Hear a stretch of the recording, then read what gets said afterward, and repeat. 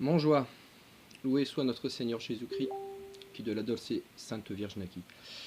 Alors je vais rajouter encore un petit addendum à la vidéo que j'ai fait avant, concernant donc l'interprétation du chamanisme et des entités du chamanisme comme entités catholiques désignées sous d'autres noms. Je rappellerai juste que c'est justement avec cette rhétorique, j'ai envie de dire, voire à cette dialectique, on peut même dire dialectique, que l'Église des premiers siècles a justement réussi à convertir pacifiquement autant de païens d'un coup. C'est exactement comme ça qu'ils faisaient. La méthode qu'ils appliquaient, qu'ont appliqué après fort intelligemment les jésuites quand ils ont eu affaire au Nouveau Monde, aux indigènes du Nouveau Monde,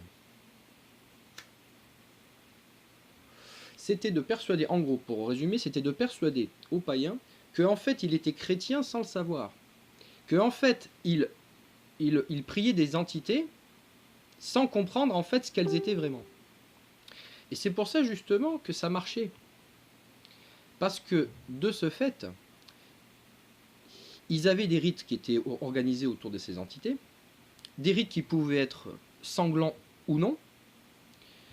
Or, c'est ça qu'a fait le catholicisme d'assez génial, c'est d'avoir simplement retiré des trucs vraiment qui objectivement n'allaient pas. Sacrifice sanglant, sacrifice humain, enfin bon, voilà, prostitution sacrée, enfin vous voyez tous ces trucs-là. Mais en revanche, de ne pas avoir touché finalement aux aspects principaux du rite, c'est-à-dire la musique, les chants, etc., et les mythes. Ça veut dire qu'ils pouvaient conserver leurs mythes et leurs chants pour en faire de l'art. Le meilleur exemple étant les Skaldes. Snorri Sturluson était un catholique. Et pourtant, il faisait de la poésie skaldique, et dans la poésie skaldique, il y a évidemment des thèmes païens. Des thèmes païens, enfin, des thèmes du paganisme germanique ancien.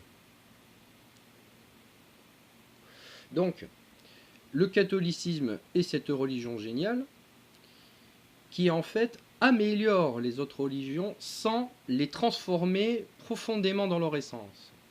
Bon, après évidemment ça dépend des cas, parce qu'il peut y avoir certaines religions qui sont vraiment pas adaptables. La religion des Aztèques, là quand tu arrives et que tu es catholique, il n'y a pas de on va juste faire des aménagements, on éradique. Là c'est clair, on crame. Je vous rappellerai juste quand même qu'à la fête de Tlaloc, ils capturaient donc, ou alors ils avaient comme tribu des garçons, des petits garçons, et que le but était de les faire pleurer en les torturant avec des lames et de la flamme, pour les faire pleurer. Donc le paganisme, c'est ça aussi. Le paganisme, c'est ça. Parce qu'il ne faut pas confondre paganisme et animisme. Ça, c'est le paganisme, c'est la saloperie, c'est de la merde.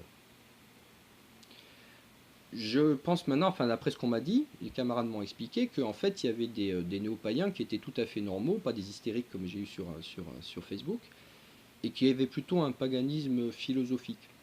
Évidemment, je ne vous mets pas dans cette catégorie. Moi, ce que j'exècre, c'est évidemment le sacrifice sanglant. C'est ça que j'exècre, évidemment, c'est toutes ces choses-là. C'est ça qu'il faut comprendre. Dans l'animisme, il n'y a pas de sacrifice au sens strict du terme. Dans l'animisme, on va dire primordial. Par exemple, on va prendre l'exemple de l'animisme Aïnou, dans lequel en fait on tue un animal, mais en fait on tue cet animal pour sa viande, pour sa fourrure, etc. Et le rite qui suit derrière, le chant qui suit derrière, est un chant pour remercier en fait l'animal, pour lui dire on est désolé, pour manger on a dû tuer, mais on te respecte et on t'honore. Et toute la mythologie Aïnou est basée sur ça. L'idée c'est qu'en fait dans chaque animal il y a une âme, qui est l'âme, le dieu de l'animal, qui est dans cet animal-là.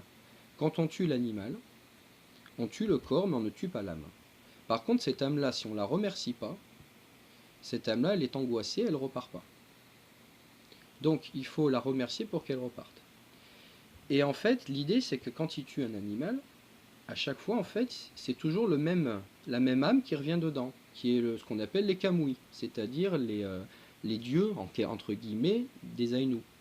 Parce que c'est pas vraiment des dieux, c'est plutôt des anges les kami. Ça représente l'âme des animaux. Mais ils sont probablement monothéistes, c'est assez flou, mais bon voilà, on sent bien qu'il y a une entité un peu supérieure. Il y a une forme un peu, un espèce de Christ qui serait à la fois Dieu et qui serait à la fois un Dieu qui sera à la fois le père des humains et qui s'incarnerait. Bon, il y a quelque chose qui ressemble. Bon, ça, on le remet toujours dans la tradition primordiale, on retrouve toujours ça. Donc voilà. Voilà pourquoi ce que je dis par rapport au chamanisme et aux entités des différentes traditions chamaniques correspond tout à fait à la tradition de l'Église, et de l'Église vraiment traditionnelle, hein, de l'Église, là pour le coup, de l'Église des premiers siècles. Donc, c'est donc ça qu'il faut comprendre. Voilà, bon, je pense que on va... Bon, je ferai une autre vidéo plus tard, mais juste sur ce point-là, je pense que j'ai dit l'essentiel. Bonjour.